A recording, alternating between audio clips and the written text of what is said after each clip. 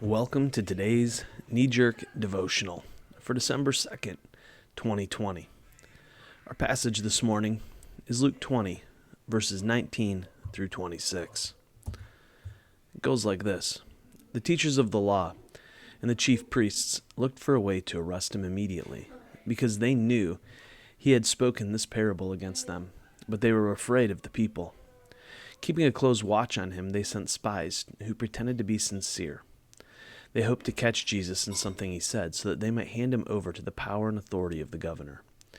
So the spies questioned him, "Teacher, we know that you speak and teach what is right, and that you do not show partiality, but teach the way of God in accordance with the truth.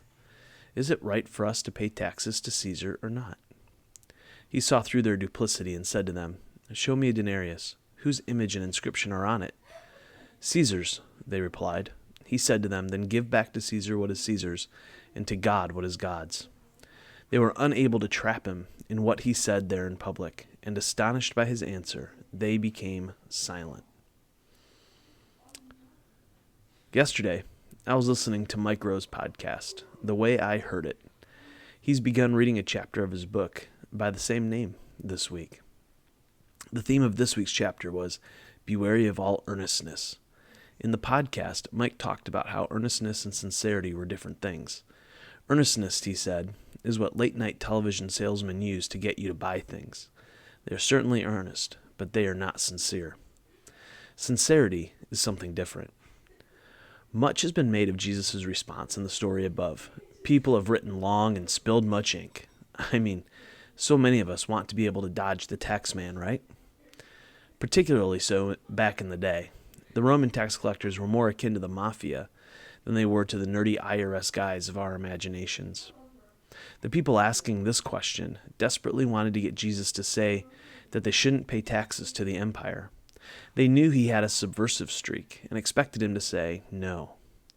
The moment he taught that, they could scoop him up on a citizen's arrest and take him to be crucified. But Jesus knew they were not sincere. He saw their duplicity. He answered shrewdly and shut them up. His response was perfect. Give to Caesar what is Caesar's, and to God what is God's. Such a great response, because while Caesar's image was on the coin, God's image was in the person. This was something that he and his audience all believed. To be earnest is something on the surface. You can be earnest, but not truly sincere. So how do we differentiate between the earnest and the truly sincere?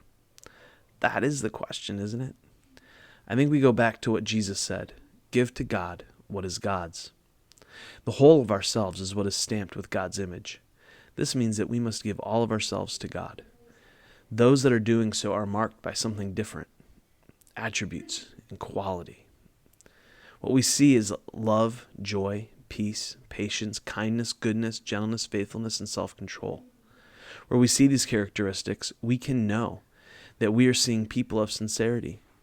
You see, those qualities are not something that you can fake. As Jesus said elsewhere, you know a tree by its fruit.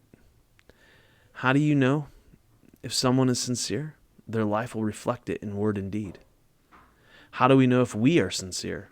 Our lives will reflect it in word and deed.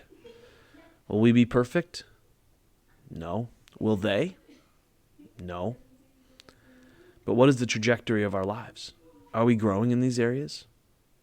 Spend some time today. Take a look at yourself and your words and deeds. Are you earnest or are you sincere? Till tomorrow, love well, my friends.